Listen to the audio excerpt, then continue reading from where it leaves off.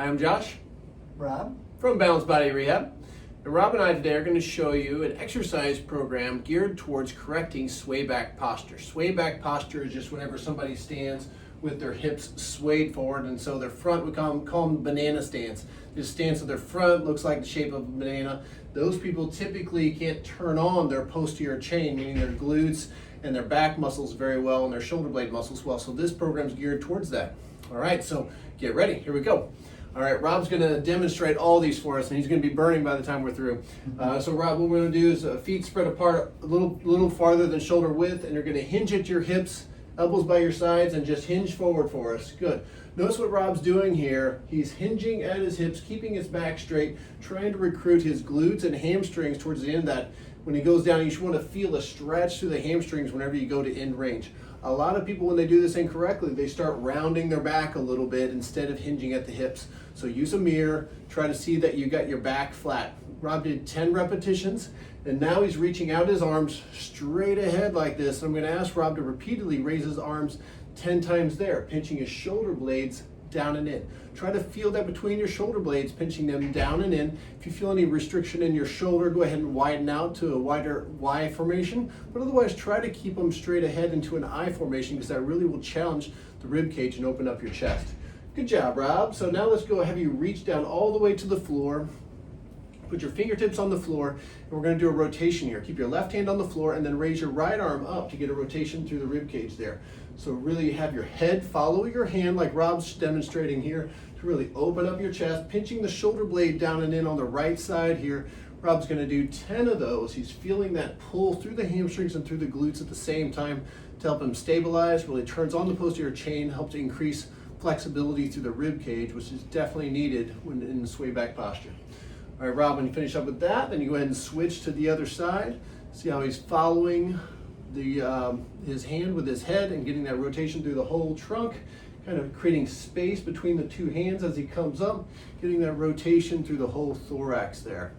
You're going to feel that in your inner thighs, you'll feel that in your glutes, and a stretch in your chest. If you have any pain, just limit the rotation, or a modification to that is you could have a chair in front of you so you're not reaching all the way to the floor. Good job, Rob. All right, so let's go left leg forward, right leg back. And so on the right leg back, Rob, let's have you go up on your toes. So have the feet in line with your hips and have your legs spread apart, go up on your toes, and then let's have you go up and down on that back ankle there.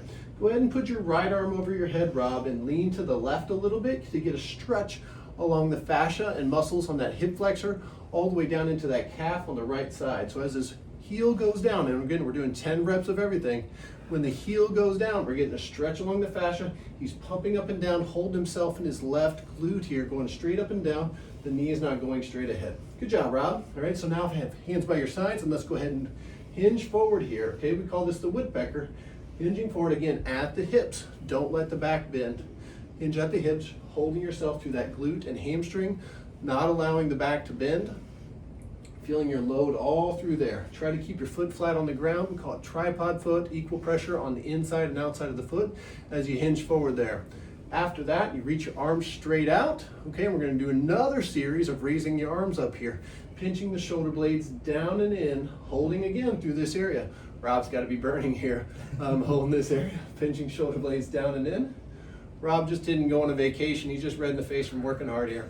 So now hold your arms out and twist to the left, Rob, across the front leg. When Rob's twisting here, he's twisting his trunk. He's being very careful not to twist his pelvis, though. He's keeping all that stable because he's stabilizing through the glutes. The knee stays over the second toe. We're not letting that twist out there.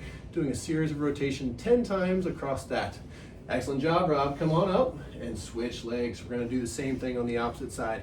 So now we have the left leg back up on the toes, and Rob's going to have his left arm over his head and hinge back, or keep raising and lowering the back heel. That's the only thing that's moving, is the heel is dropping. You see how the left leg is straight and the right knee is bending there, just straight down, not going back and forth.